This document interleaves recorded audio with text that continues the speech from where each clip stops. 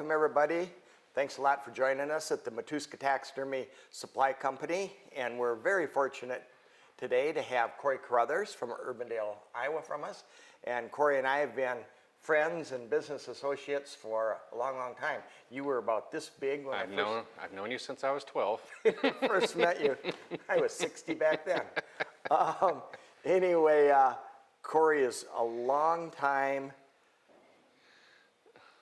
exceptional taxidermist in many, many, many areas, and people don't even know. I mean, you're known for your bird work, but people don't even know that I used to do fish. you're a great fish person. You're one of the best fish people that I've ever known.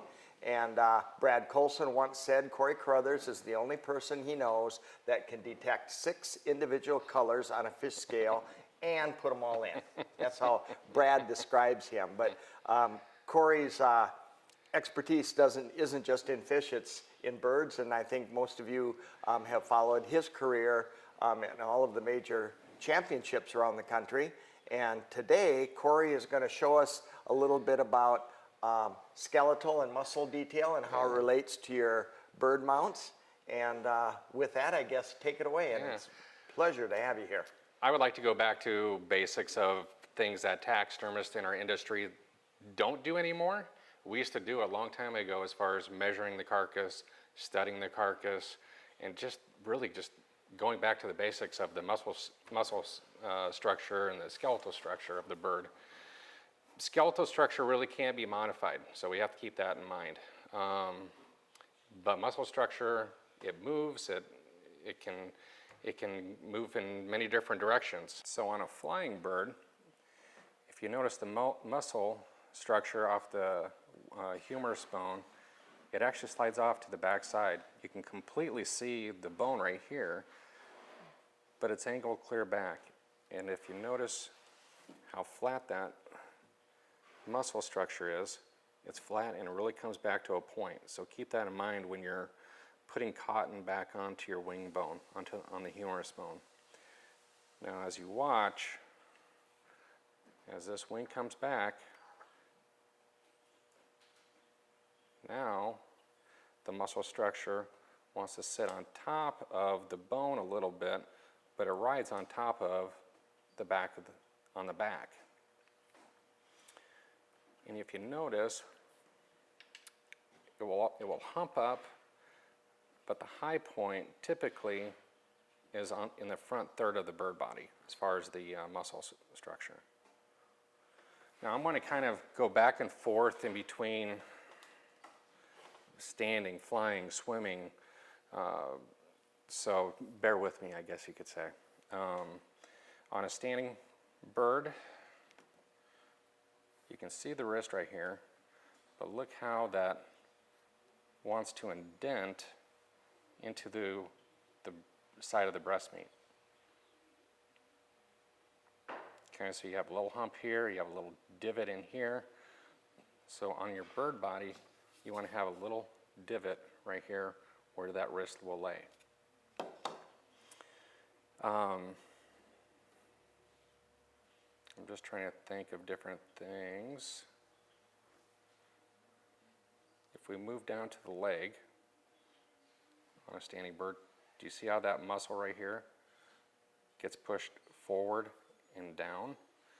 Now if this was a fresh killed bird, the muscle memory will be at its fullest. It will look nice and full, nice and plump. And this is, you will really want to skin your bird out before rigor mortis has set in, so you can really see how all this muscle structure lays. This bird right here was casted while the rigor mortis was setting in. All of my reference casts are all made right before the rigor mortis has set in. But you can see where the muscle structure, right off the keel bone, see how this wants to lay flat, but you want to see how this muscle structure actually lays. It actually bulges out away from that keel bone. You can kind of see it at that angle. Maybe if I go like that, you can see it better. Okay. And then as soon as it reaches this ridge, then it will start to angle up, like so. Same thing with this little guy. It doesn't show it that much, but on this one I really want to point out the angle of the wing bone itself, how it lays in. And if you look how wide that bird body is. It's really nice and wide at the front shoulders. You can see here how wide the front shoulder is. On a standing bird, on the humerus, you can feel an edge, a sharper edge to the bone right here. Your wrist, or your radius, will fit right underneath that ridge. If you go above it, that will push your scapular feather group up. You don't want that. If you go too low, then that will interfere with your side pockets and how the side pockets lay. So you have to be right on every single time in a normal wing position bird.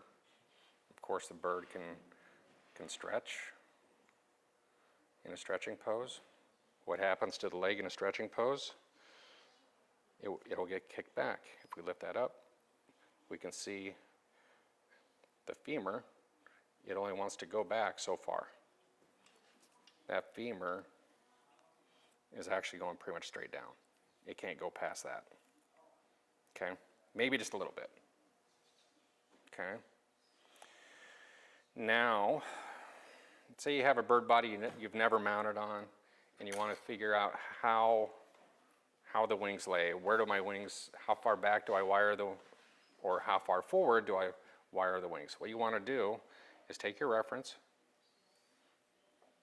your bird reference here, always go to the front shoulder, and then measure to the back of the humerus bone. Take your body right here, go to the front edge, and make a mark.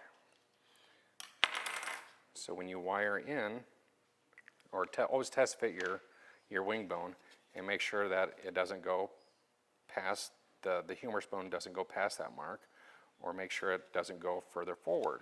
You always want to keep that in consideration. Now, if you want to take the femur or the thigh meat off of this body, to figure that, you want to go to the front edge of the shoulder to the back of the femur bone. Okay, make a mark there, make a mark here.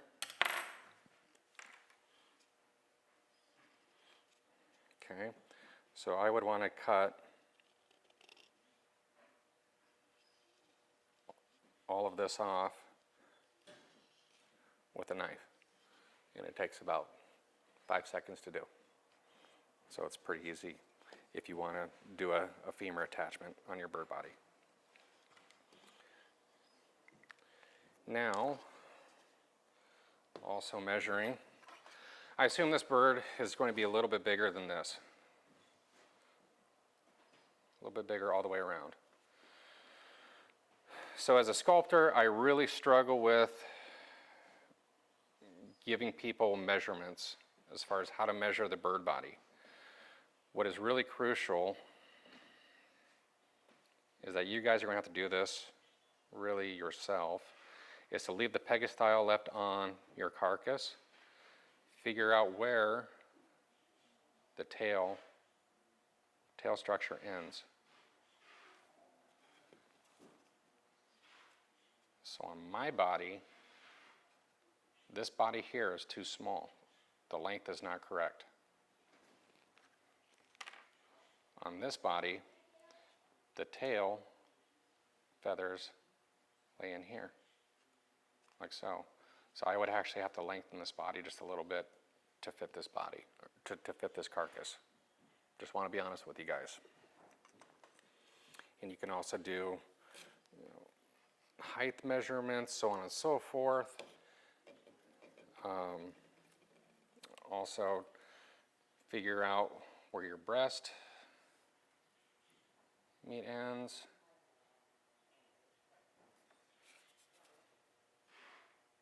Yep, so I'm just a little bit off. Again, this body's a little bit too small. You want to figure out your height.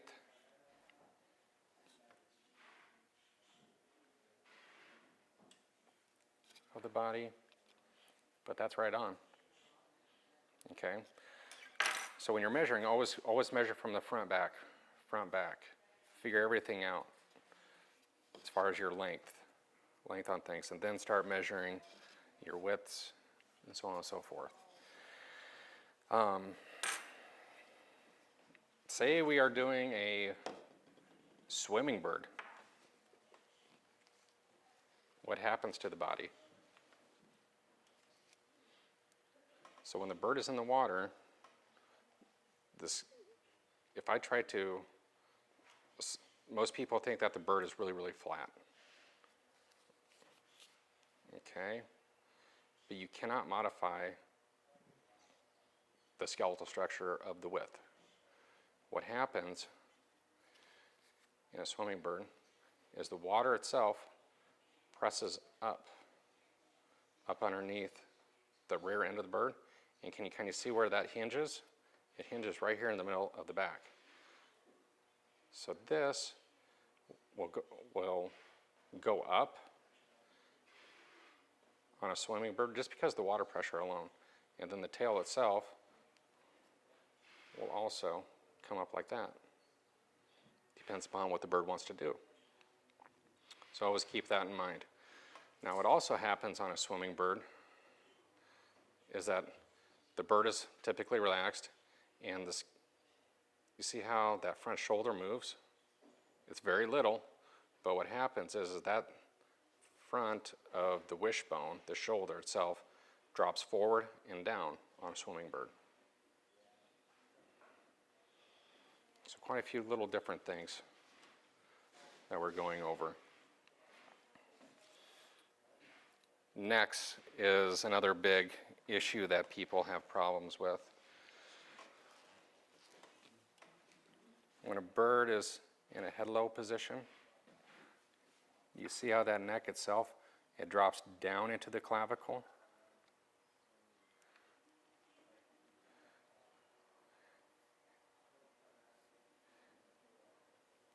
Oop, trying to get this correct here. But that would be a head low position on a bird. Like so. Then as the head comes up,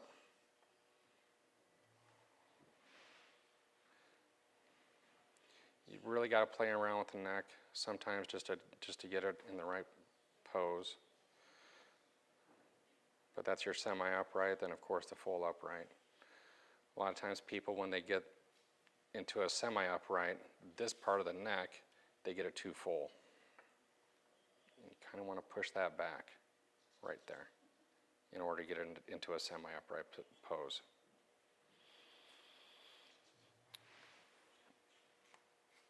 Tom, is there anything else that you can think of? What about a dead pose with the wing placement? And all your reference material too.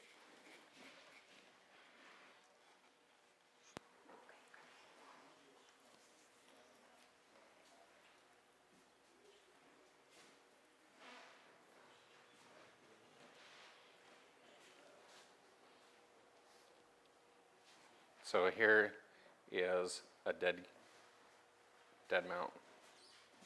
You see how all that muscle structure is changing. This thigh goes back. It's all being supported off of this 1 foot. The tail itself is going off to one side. This leg, this femur right here, it is going forward. I can't tell, I'm sorry, if this is bent. No, this is still pretty much in line. Right here, this entire vertebrae. It's not being kinked. But check out the wings. Check them out.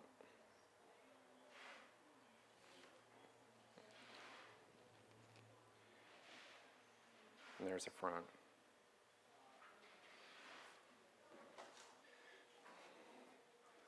Now here's a pose for a hanging upright pose on a dead game mount.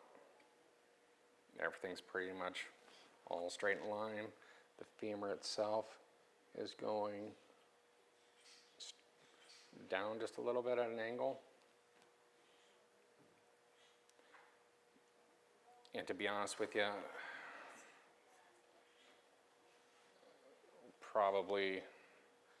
would probably have the wings in that kind of pose right there. Of course, if you start having another one pressed up against it and you're having a double, that wing is going to go into the right spot. It's going to go back into there you can really see how that muscle almost really overlaps that wrist. Mm-hmm. So just some interesting things that.